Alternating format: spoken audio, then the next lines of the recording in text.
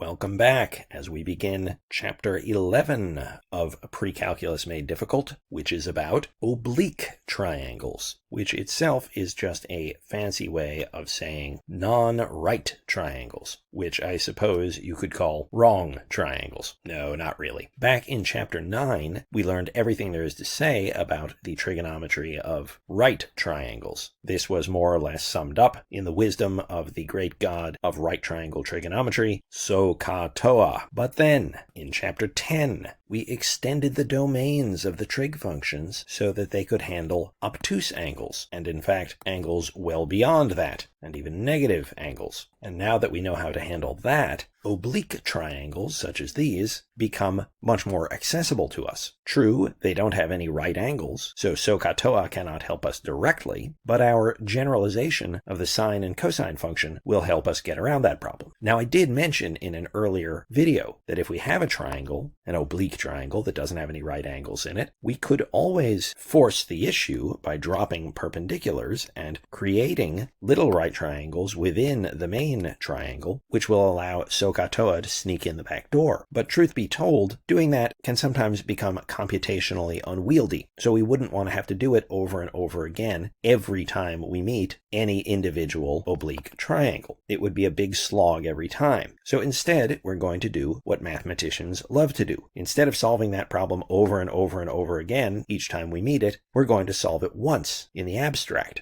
And when we do that, we will establish two big theorems, known, somewhat strangely, as the law of cosines and the law of sines. These weird legal terms are unusual, but they're just theorems. Anyway, we're going to prove these two theorems about oblique triangles, and the proofs of those theorems will involve chopping oblique triangles into right triangles. But then we will be able to have theorems that apply directly to oblique triangles. And then, whenever we are faced with an oblique triangle in the wild, we don't have to start chopping it up into pieces. We can just directly apply either the law of cosines or the law of sines, whichever is appropriate. Of these two theorems, the law of sines is the one that is both easier to prove and to make sense of. For that reason, it usually is presented first in textbooks and lectures and so on and so forth. And in fact, in my book, I present it first as well. But for the sake of variety, and actually for another reason, I am going to begin with the law of cosines. I want to do this because, in many respects, the law of cosines is the more interesting of the two, and I want to do it first so it remains fixed in your mind. I find a lot of times students remember the law of sines, but they don't remember the law of cosines. The statement of the law of cosines is admittedly more complicated, but it's the more interesting of the two, for reasons that will become clear as I begin to discuss it. It's also good to talk about it and its proof right at the beginning while your mind is still fresh. So let's start there. What is the law of cosines? I'm not just going to state it. I'm going to try to lead you up to it so that it feels natural. I'm going to tell you first what it is that the law of cosines is supposed to do, what it is supposed to accomplish. And then we will use that as our guiding light as we fumble around in the darkness and try to discover the law of cosines on our own. Okay, we know that any triangle has 6 parts. It's 3 sides and it's 3 angles. The law of cosines is going to be a relationship among 4 of those parts. Namely, the law of cosines relates the 3 sides and any one chosen angle. So we're looking for some kind of relationship, some kind of equation that will involve all 3 sides of a triangle and any angle we like. So in this case, we might want to say, I'm going to use the law of cosines to relate this particular angle and the 3 sides. And the law of cosines would give us an equation involving those 4 parts. And the idea is, if I know any 3 of those parts, then I can fill those 3 pieces in the equation, and I'll be able to solve for the missing part. So that's the idea. That's the big idea behind the law of cosines. It relates 4 things, which are the 3 sides and any angle you like. And before we go any deeper, I hope you can see why that will be a useful thing. For example, suppose we have a triangle where I know all 3 sides, but that's it. So I have side, side, side, enough information to determine the triangle, but I don't know any of the angles. Well, if I have this law of cosines, whatever it will end up looking like, I could say, all right, let me pick this angle, and I'll use the law of cosines to relate that angle and then the 3 sides. Then I will have an equation involving those 4 things. I know 3 of them, so that means I can solve the equation for the 4th, namely this angle. Then I will know one of the angles. Then I could do the exact same thing to get the 2nd angle. Use the law of cosines again. Then I would know 2 of the angles. And then of course I could get the 3rd angle for free because I know the 3 angles have to add up to 180. Boom, and that would be it. I will have solved that triangle. Similarly, suppose I have a triangle which is determined by side angle side. Well, the law of cosines will be just the tool to allow me to get the missing parts of the triangle, because I can say, okay, what's this 3rd side? Now remember, it's an oblique triangle, so I can't use the Pythagorean theorem to find it. But what's this 3rd side? I can use the law of cosines, because the law of cosines will relate the angle I'm given plus the other 3 sides. Well, I know that angle and I know 2 of the sides, so I know 3 of the 4 parts that will be linked by an equation given by the law of cosines. So I will be able to solve for the missing side, and I will have it. And then once I have that, well, I've got side, side, side, and we already talked about how in that case we could use the law of cosines to get the missing angles. Good. So I think you can see how powerful a thing it would be to have such a theorem that relates the 3 sides and any one chosen angle in any triangle whatsoever, not just right triangles. Okay, so it sounds very nice. How are we going to find such a thing? I'm going to need a little more room, so let me shrink this down a bit. I think that will work. And since I will be trying to relate the 3 sides and some angle in an equation,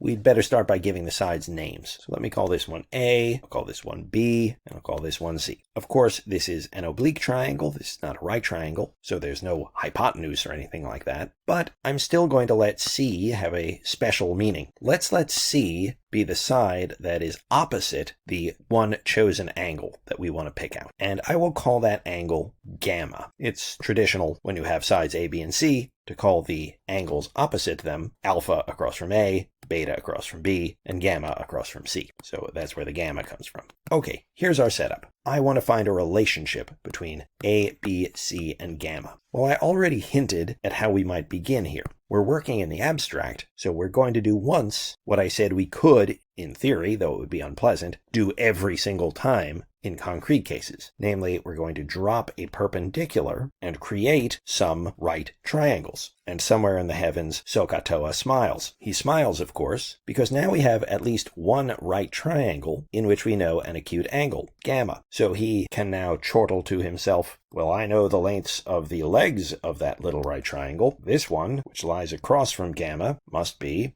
a sine gamma, the hypotenuse times the sine of that angle. And of course we know that by our 𝑠𝑘𝑎𝑡𝑜A shortcuts that we learned in chapter 9. Similarly, this side right here will be a cosine gamma, again by those chapter 9 right triangle shortcuts. I'd better make some room here so there's no confusion. Okay, that's better. B is that entire side of our original triangle. Okay, well, where are we? There's probably not much more to say about this right triangle on the left, and we notice that its parts, as we have expressed them so far, only involve 2 of the 4 parts we're interested in on the original oblique triangle. A, of course, is all over the place on that little triangle, and gamma is all over the place. But there's no B or C. Whereas, if we cast our attention to the other right triangle, we already have 3 of the 4 parts that we're interested in there. We have A and we have gamma, but we also have C. So maybe if we could find a way to get B in the picture as well, then we could do some right triangle magic to come up with our relationship for all 4 parts. Well, let's see, how can we squeeze B into that? Well, it only takes a minute or 2 of thought to recognize, hey, look at the 3rd side. I get that side by taking the entire side of the oblique triangle and chopping off that bit on the left. But that means I'm taking B and chopping off A cosine gamma. So that missing side is B minus A cosine gamma. Hey, that's very nice, because now on that right triangle on the right, the sides include references to A, to B, to C, and to gamma. In other words, it contains references to all 4 parts that our prospective law of cosines wants to relate. So how can I bind that A, B, C, and gamma up into a single equation? Well, who do you think we're going to call on at this point? A, B, C, and gamma all show up as parts of expressions involving the 3 sides of a right triangle. So we are going to call Mr. Pythagoras to help us out. And by the Pythagorean theorem applied to that right triangle on the right, we see that c squared, the square of the hypotenuse, is the sum of the squares of the legs of the triangle. Aha, that's pretty neat. And it's a great example of reducing this oblique triangle to right triangles by dropping a perpendicular and using information we know about right triangles, namely SOHCAHTOA, which we use to get those, and the Pythagorean theorem to get this, to end up with a relationship involving only the parts of the original oblique triangle. Now, in one sense, we're done. We have achieved what we wanted. We related the three sides, A, B, and C, and our chosen angle, gamma. But this is very ugly and not the kind of thing anybody would ever remember. Fortunately, we have the miracle of algebra, and that will allow us to massage this into a much nicer form, one that is much more revealing and much more memorable. So let's do that. But let's start in on the right-hand side and see what we can do by way of simplification. Okay, first term, the square of A sine gamma. Of course, this is just a product of two factors, A and sine gamma, so they each get squared. So that becomes A squared times sine squared gamma. Remembering that funny notation that this means this, the square of sine of gamma. This is just a little neater since it doesn't involve all those parentheses. Okay, but now we want to expand this second term as well. Well, we're squaring a binomial. You know how that works. We square the first term, then we're going to subtract twice the product of the two terms, and then finally we add on the square of the last term. It won't quite fit, so I'm going to have to move it down here. A squared cosine squared gamma. All right, so all this junk is equal to the original right-hand side, and you might think, well, that looks even uglier. Maybe we should retreat. No,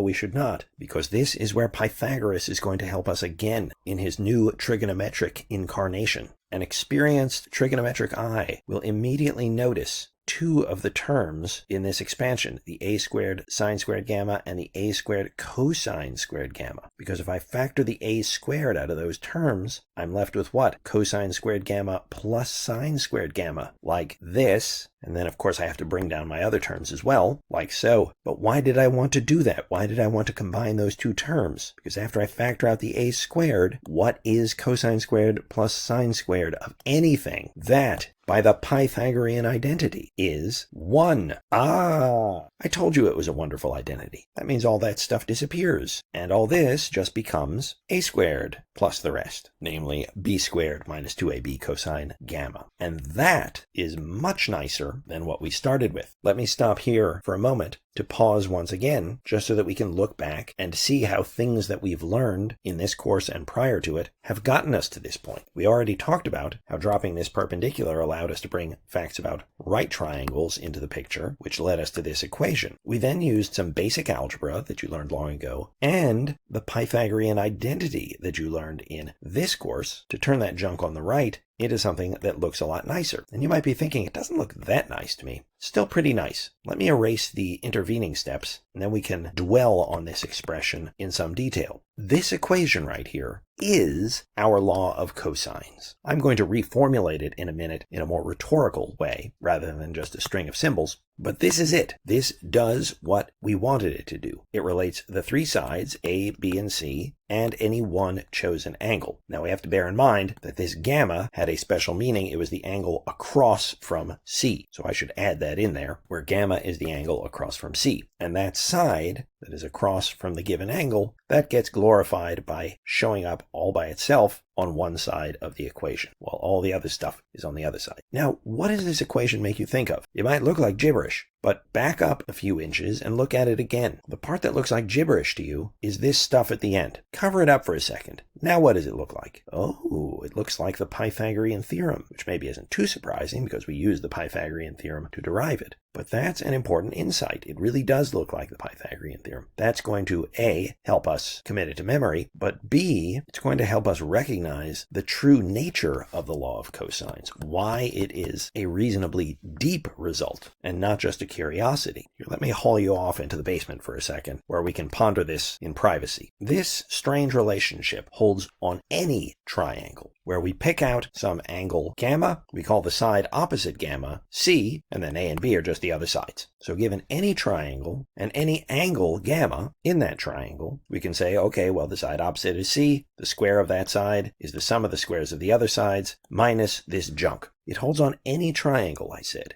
In particular, it still holds on a right triangle. So let's say we have a right triangle with the usual labels where we call the hypotenuse C. Well, a right triangle is a triangle in which we know the three sides and we know one angle. So what does the law of cosines tell us about a right triangle? You might say, well, that's a weird question. We don't need the law of cosines for a right triangle. Agreed, we don't need it. But what does it say about the right triangle? All right, if we must, what does it say? It tells us that, let's see, c squared in the law of cosines. That's just the square of the special side across from the special angle. Well, our special angle is the right angle, so the side across from it is c. So we would have to look at c squared. All right, and what else is in the law of cosines? The sum of the squares of the other sides. Well, that's going to be a squared plus b squared. Fine. And then what's left in the law of cosines? Then we have to subtract off all that weird garbage. So we'd be subtracting off 2 times ab. Well, that's the product of the other sides, the non-special sides, the ones that are not across from the special angle. So that would still just be ab here, and then cosine of the angle we chose. Well, the angle we're choosing here is the right angle. So that would be cosine of 90 degrees. Hey, wait a second. Cosine of 90 degrees. What's cosine of 90 degrees? Think about the unit circle. If we rotate through 90 degrees, cosine is the x-coordinate at that point. Well, the x-coordinate at that point, of course, is 0. So that means this whole term that's getting subtracted off is 0, which means that the whole right-hand side reduces to a squared plus b squared. Oh, that's interesting. If we apply the law of cosines to a right triangle, we just recover the Pythagorean theorem. But that's not just interesting in a minor way. It's interesting in a major way. What that's telling us is that the law of cosines actually contains the Pythagorean theorem as a special case. In terms of a Venn diagram, we have the law of cosines, and the Pythagorean theorem is just one special case of the law of cosines. That means the law of cosines is a deeper theorem. It contains something very important that we know already, and a lot more. What we would say is that the law of cosines is a generalization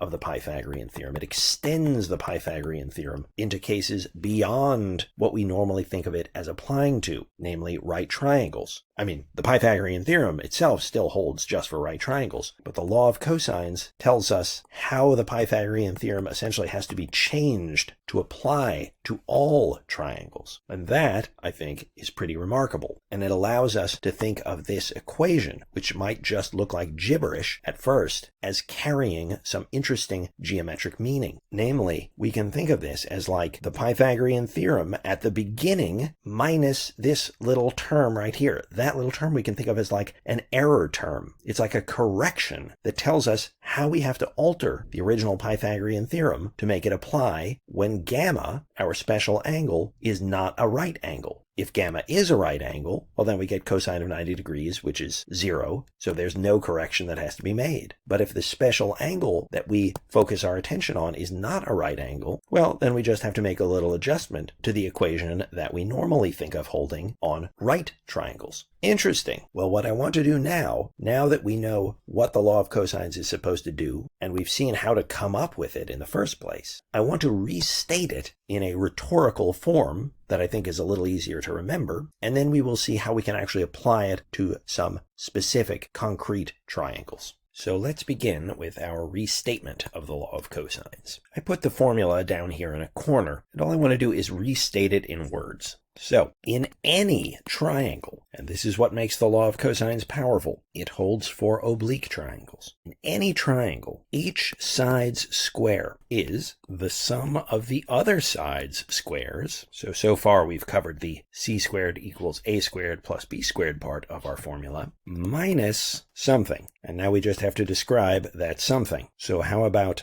twice, that's my 2, the product of the other sides, that's my AB, and the cosine of the angle, which angle? Well, we could describe it in several ways. I could try to match what I had down here and say the cosine of the angle across from the first side's square. And by the first side, of course, I mean whichever side we picked out in the beginning. Now that truly is how I think of it in my head. But the problem is when you're writing something down, if you write that little note at the end about, and by the first side, I mean, you know what I mean, it looks terrible and it makes everything too long. And if somebody doesn't know what you mean, well then the statement looks a little ambiguous because you might say, well, what do you mean by the first side? So in the book, I describe that angle in a different but completely equivalent and now unambiguous way. I say the cosine of the angle angle included by the other sides. And there's no question about what I mean by the other sides because I've used that phrase already. And of course, you can see that the phrasing I used above does actually capture what I want, because I've got some triangle and I want to know something about the square of any particular side. So let's just say it's this side that I've just painted green. The square of this side is the sum of the squares of the other sides. Fine, that's what I have right here, minus twice the product of the other sides, so this times this, and the cosine of the angle included by the other sides. Well, obviously, that's this angle, which is across from the first side.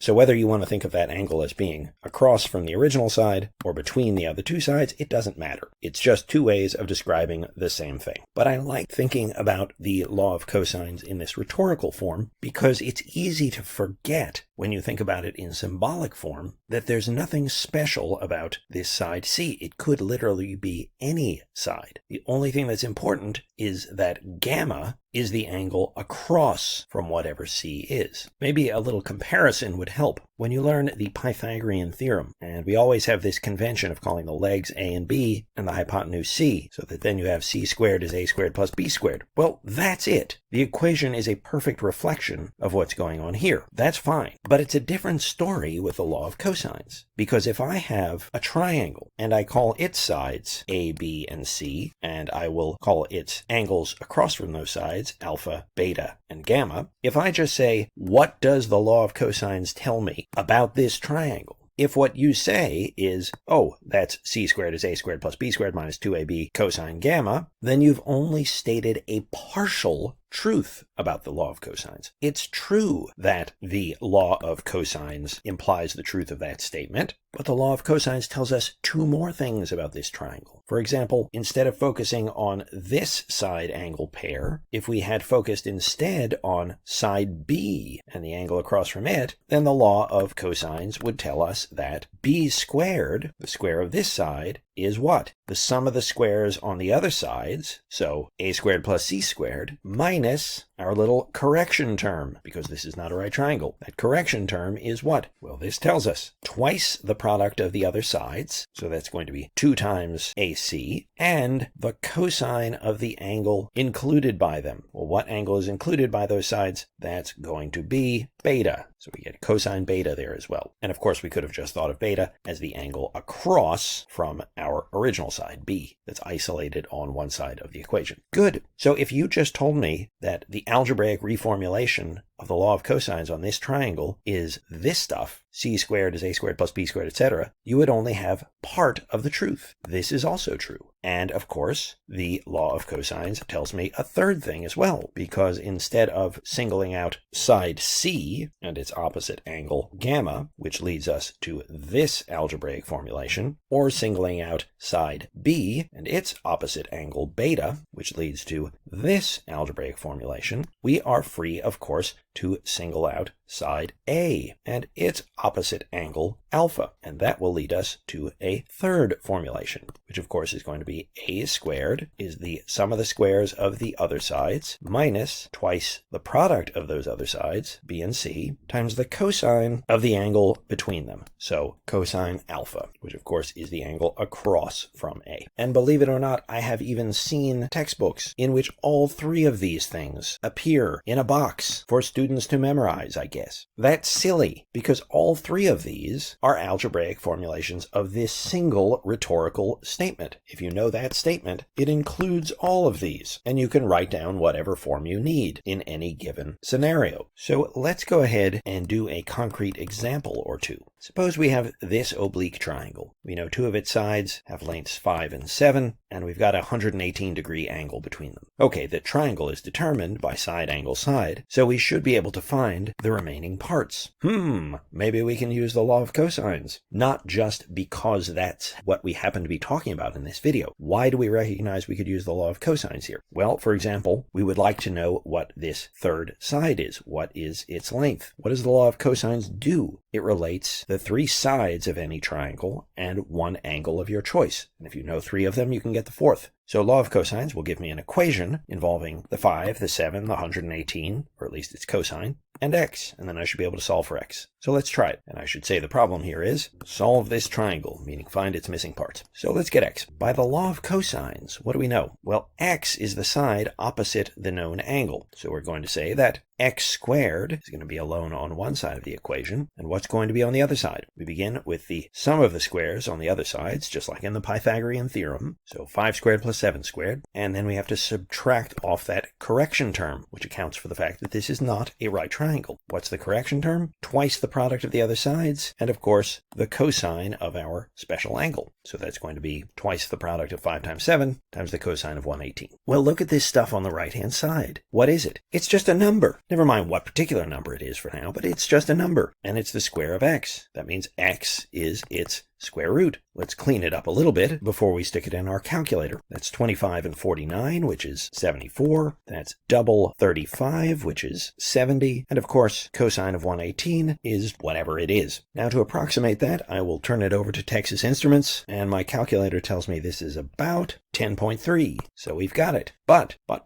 we have to bear something in mind anytime we get an approximation, and especially if we round it even further than what our calculator gives us. After all, what my calculator tells me is not that this is about 10.3. It actually tells me that this is approximately 10.337456662. It gives me 8 decimal places, not just the one that I wrote down. It's very important to remember that whenever you round something off, you are deliberately introducing an error. We usually don't think of it that way, but that's what we're doing. We are making a trade. We're deliberately introducing some error by dropping all those other decimal places, but I'm willing to do it because it makes the result more comprehensible. If I say this is about 10.3, you get it. It's about 10 1/3. Or you probably just process that as it's a little more than 10. Whereas if I say it's 10.337456662, and then there's some decimal places beyond that too, that's all just gibberish after a certain point. But the gibberish can matter if we use x in any future computations. So if you do something like this, keep the full decimal expansion that your calculator gives you. Sometimes you can actually use a store button on your calculator to hold on to it, or you could just jot it down on a piece of paper. Because if you end up using that value in any subsequent calculations, you'll want to use all the accuracy you've got. Because if you don't, what started as an acceptable error that you introduced can get magnified in subsequent calculations, and you end up with something larger than you expect. An error larger than you expect. An error larger than you are willing to accept, but you may not have even realized that it crept in. So beware of round-off error. Rounding is great, but don't use the rounded versions in subsequent calculations. All right, just something to bear in mind, and actually we'll need it in a moment, because we have found x. We still need to find these angles in the triangle. So let's give them names. How about just using alpha and beta? Let's see. How could I come up with alpha? Will the law of cosines help me? Well, what does it do? The law of cosines relates one angle of our choice and the other 3 sides. We don't know this angle, but hey, we do know the other 3 sides because I have actually found x. So I should be able to express alpha in terms of these other sides. Let's try it out.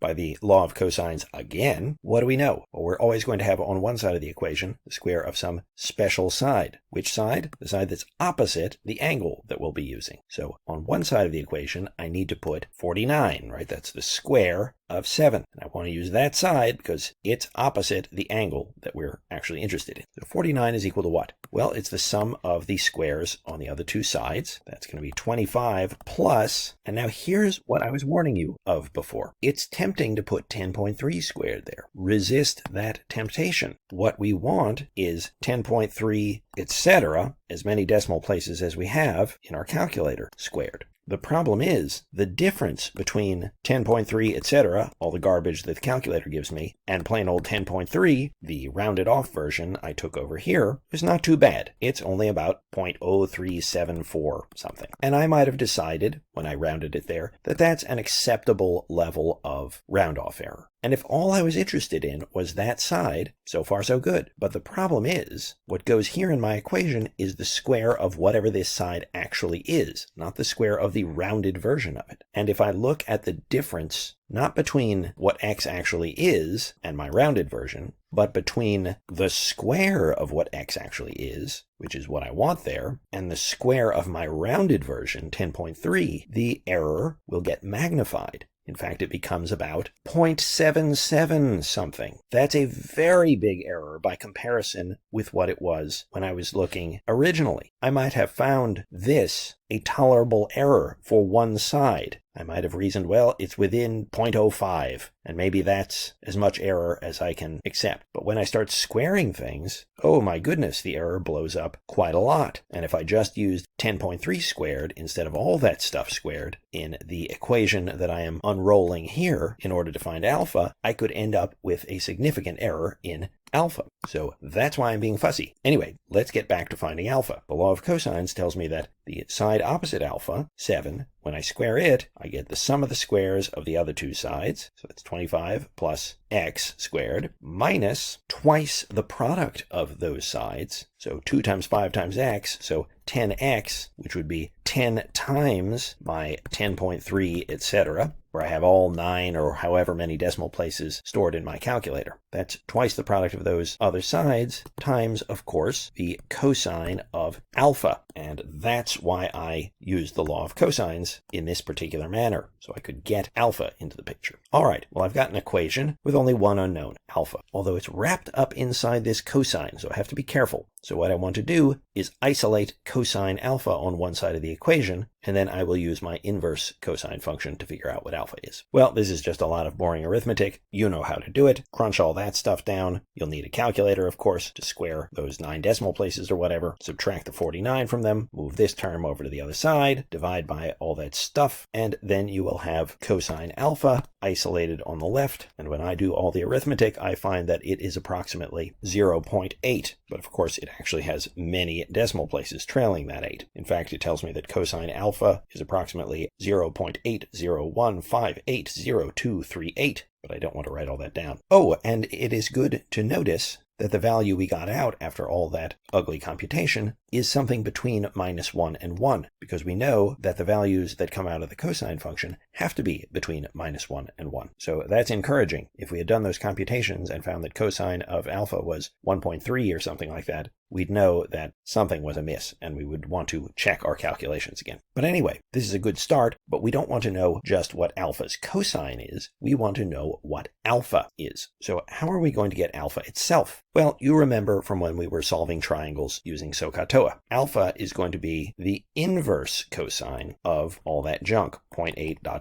And again, don't just use the 0.8. Keep all those decimal places in your calculator, because that's not the end. We are doing another computation with them. We are taking that inverse cosine. And before I actually punch this into my calculator, I just want to reflect on this expression a little bit. Back in chapter 9, when we met inverse cosine for the first time, I warned you that inverse trig functions get a little strange down the road, but that you didn't have to worry about that when we were working with right triangles. And luckily, you still don't have to worry about it when we're specifically working with inverse cosine and we're working with oblique triangles. Think about the unit circle. We're looking for the angle in a triangle whose cosine is 0.8. Well, if it's an angle in a triangle, it's got to be somewhere between 0 and 180 degrees. The nice thing about inverse cosine is that for every angle in that range, 0 to 180 degrees, every angle has a different cosine, because the cosine, of course, is the x-coordinate of the end of that radius. Pick 2 different angles in that range, and they have different cosines. So when I say the cosine of 0.8 whatever, that means the angle whose x-coordinate is 0.8 whatever. Well, there's only one angle that does that. At least only one angle in that range between 0 degrees and 180 degrees in which all angles in a triangle must be. And that is exactly what the calculator picks out when you punch that expression into it. When I do that, I get about 36.7 degrees. Hooray! Now I know what alpha is. And because I know 2 of the angles, I can get the third angle very easily. Since the 3 angles must sum to 180 degrees, we know that beta is, well, let's see, we've already used up 118 degrees there, so there are 62 degrees left over that we need, and then we've got alpha. So beta is going to be 62 degrees minus alpha, which is approximately 25.3 degrees, because alpha we had was 36.7. So we've done it. We've got all of the 3 missing parts, the missing side and the 2 missing angles. And if you understood that, you understand how to use the law of cosines. I'm not going to do a second example in full, but I'll just point out that if we had, say, a triangle whose sides were 5, 7, and 9, then the triangle would be determined by side, side, side, so we should, in theory, be able to find the angles. Well, that's no problem. We would proceed exactly like we did in the previous problem when we needed to find an angle there. The only obnoxious thing is that we would have to do it twice. Using the law of cosines, we could find this angle because we'd get a relationship between it and the three sides. Then once we had it, we could use the law of cosines again to find this angle. And then, of course, we would use the fact that the angles add up to 180 to get the third and last angle. So that's the law of cosines. You will get plenty of practice using it in the homework problems in the book. It's a great little theorem because it generalizes the Pythagorean theorem. And as I said at the beginning of this video, the law of cosines is the trickier of the two theorems we will be discussing today. So when we now move on to the law of sines, we are very much on the downslope. You'll find this a lot easier. The statement is easier, the proof is easier, but there is one little snag, which I will mention at the end. But for the most part, very straightforward. So just as I did with the law of cosines, I'm going to withhold the statement of the law of sines for now, and I'll just tell you what it is we want to accomplish with it, and then we will discover it on our own. And the discovery process will be much simpler this time, as you'll see. So the law of sines relates four parts in any triangle, just as the law of cosines did. The only thing that's different here is which four parts. In the law of cosines, it was all three sides and the angle of your choice. In this case, the law of sines relates any two sides of your choice and the angles across from them. So that is what we are aiming at. Given any old triangle and any two of its sides, let's call them A and B, and the angles across from them, alpha and beta, we want a relationship between those four parts, an equation involving A, B, alpha, and beta, so that if we know any three of those, we should be able to find the fourth. How are we going to do it? Well, I'll bet you can guess the first step. We're going to chop this into right triangles by dropping a perpendicular. That way, we can bring in our old friends 𝑠𝑘𝑎𝑡𝑢𝑎 and Pythagoras as needed. Remember what we're trying to do. We're trying to find an equation that involves all four of these pieces. And we can do that here by using a classic mathematical trick, which is to compute the same thing twice in two different ways, and then equate the two expressions that we found for that thing. That gives us an equation out of which something interesting will often arise. And the thing we're going to compute in two different ways here is going to be the length of this perpendicular. We're going to compute it once by thinking of it as a leg of this right triangle on the left, and then as thinking of it as a leg of this right triangle on the right. If we think of it as a leg of this triangle on the left, well, we know that right triangle's hypotenuse, and we know this acute angle across from it. So by our right triangle shortcuts, our 𝑠𝑘𝑎𝑡𝑢𝑎 shortcuts, we know that length is going to be A sine beta. And similarly, on this other right triangle, we know the hypotenuse, and we know this acute angle opposite the leg we want. So we know that leg is going to be B sine alpha by our 𝑠𝑘𝑎𝑡𝑢𝑎 shortcuts. Now these two expressions represent the same thing, so they are equal to one another. And lo and behold, what do we have here? A relationship involving two sides of our choice in any triangle and the angles across from them, which is exactly what we were looking for. Now we usually massage this just a little bit to put it in a slightly more memorable form. We'll divide both sides by sine beta and sine alpha to write this in the equivalent form. A over sine alpha is equal to B over sine beta. In other words, this ratio of any side to the sine of its opposite angle is constant. And that's it. That's the form of the law of sines as we usually write it. So very easy derivation. So let me rewrite this stuff in official looking yellow. The law of sines tells us that if A and B are any two sides of any triangle, and alpha and beta are the angles across from them, then A over sine alpha is B over sine beta. Unlike the law of cosines, this one is very easy to remember. In fact, it's so easy to remember that I've sometimes seen students get overly fixated on it and start to use it even on right triangles. It does apply there. It applies on any triangle, but on a right triangle, you should just use basic 𝑠𝑘𝑎𝑡𝑢𝑎, which is much simpler. Using the law of sines on a right triangle is like using the quadratic formula to solve x squared equals 9. I mean, you can do it. It works, but it's tacky. Anyway, I think we should just jump straight in and do an example or two in which we use this law of sines. All right, let's solve this triangle, which is determined by angle, angle, side. We know two of the angles are 30 degrees and 45 degrees, and then we have a side of length 7 opposite the 30-degree angle. We want to solve the triangle, we want to find the missing parts. Well, one of them is obvious, the missing angle. The three angles have to add up to 180. These two give us a total of 75, so that leaves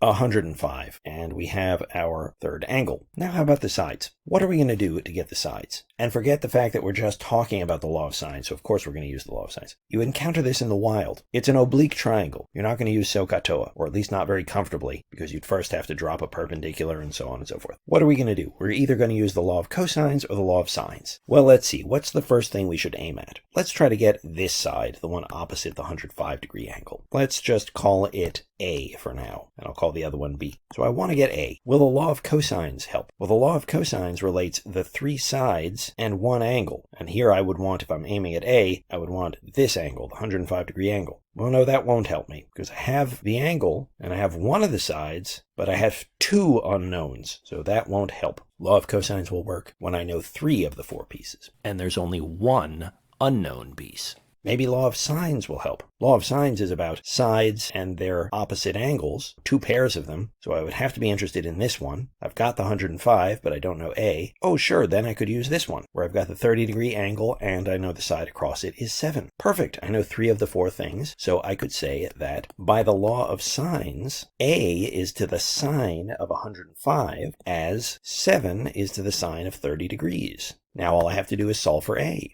So A is 7 times sine 105 over sine 30. I happen to know that sine of 30 is half, that's one of the ones we memorize, and dividing by half is the same as multiplying by 2, so this becomes 14 times the sine of 105, and that's something I can approximate with my calculator, and it tells me it's going to be about 13.52. Alright, well that was easy, and now I just have to figure out what B is. How am I going to do that? Well, bear in mind that we know what A is now, so we have more information at our disposal. I could get B, if I wanted to, with the law of cosines, because the law of cosines would give me an equation involving B, A, which I know, 7, and 45 degrees. So I could do that. Or I could get it using the law of sines, because that would give me an equation involving B, 45 degrees, A, which I know, and 105 degrees. So I would know 3 of the 4 pieces. The law of sines is a little easier to use in an equation, so let's do that.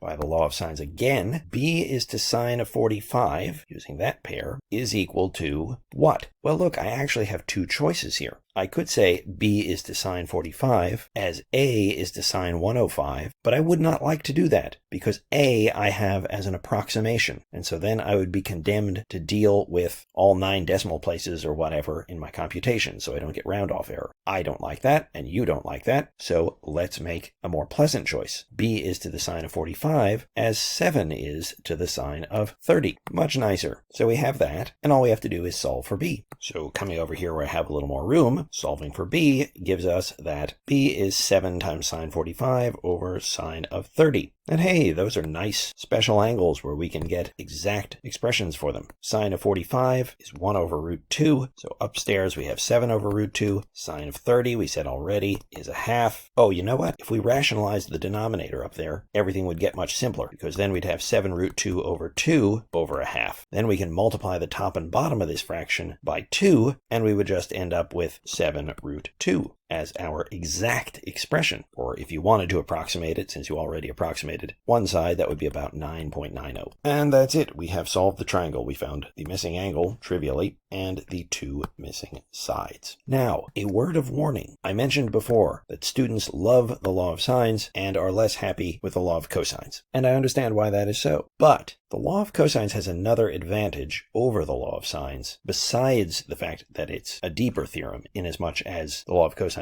generalizes the Pythagorean theorem, whereas the law of sines is just a useful gadget. The other advantage of the law of cosines has to do with angles. The law of sines is great for finding sides, like we just did in that previous example. If you have the opportunity to use the law of sines to find sides of a triangle, go for it. It's easier to use. That's exactly what it's designed for. But the law of sines is not very good with angles. And I can explain why in terms of the unit circle. The law of sines and law of cosines are specifically about triangles, of course. And the only possible angles in a triangle range between 0 and 180 degrees. That's it. All three have to add up to 180, and none of them can be negative. So all three of them have to be in that particular range. So in fact, I will label on my picture that those are the possible angles in a triangle. Now, I mentioned earlier when we were talking about the law of cosines that any two angles in that entire range between 0 and 180 degrees take any two different angles, and they definitely have different cosines. Because if I have two angles, the points that correspond to them have different x-coordinates. Obviously, as we run from 0 to 180 degrees, the x-coordinate of that point as it slides along the unit circle just decreases from +1 through 0 down to -1. So if we use the law of cosines to find some angle in a triangle, we will always end up with an equation that's something like cosine gamma is some number between -1 and 1. And whatever number that is, here's -1 and here's 1. Let's just say this is the number. So we're looking for the angle whose cosine is that value. Well, there's only one angle in that range that will do the job. And so if this number was, I don't know, -0.423 or something like that, and we put inverse cosine of -0.423 into our calculator, it will confidently tell us exactly what that angle is because there's no ambiguity. It can only be one thing. However, if we tried to use the law of sines to find some missing angle alpha, okay, we could set up a ratio like this and solve for sine alpha, and we'd end up with the sine of alpha is equal to some number between, what would it be? Well, we're looking for an angle in a triangle. Any angle in that range has a sine between 0 and 1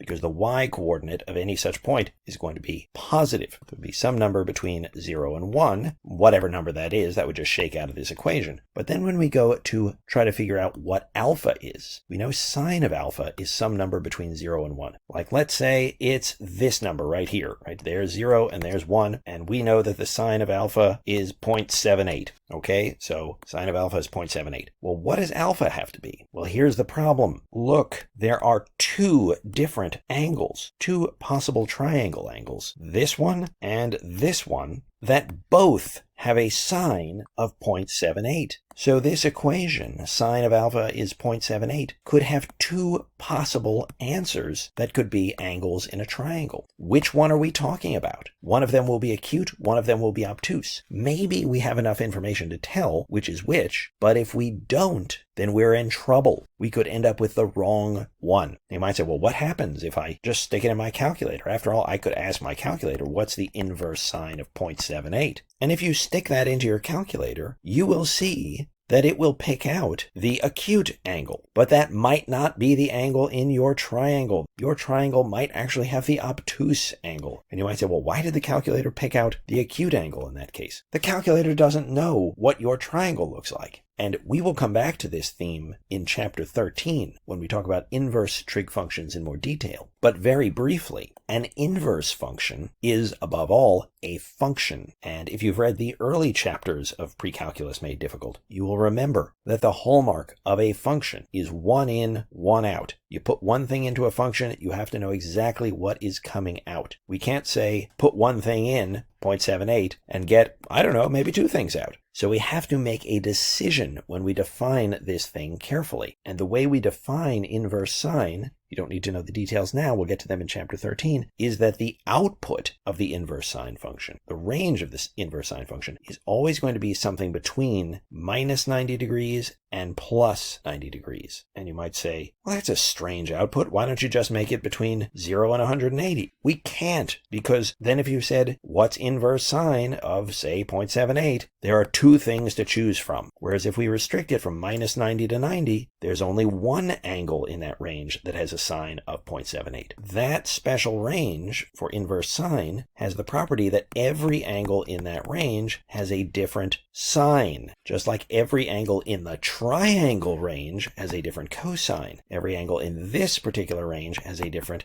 sine. So when we are dealing with triangles, cosine is a nicer function for finding angles. For finding sides, go ahead, use the law of sines if you can. If you can't, use the law of cosines. But for finding angles, the law of cosines is your friend. The law of sines may lead you astray. It looks so simple, it's so appealing, but there is that wolf hiding in the sheep's clothing. So be careful. All right, there are other things we could talk about related to the laws of sines and cosines, but I will leave those to the textbook and the classroom, and we should end here. Do the exercises in the book, and I will see you next time in chapter 12, because I think I am not going to make a video on the last material in chapter 11. It's good stuff, but some things have to stay for the book alone. See you next time.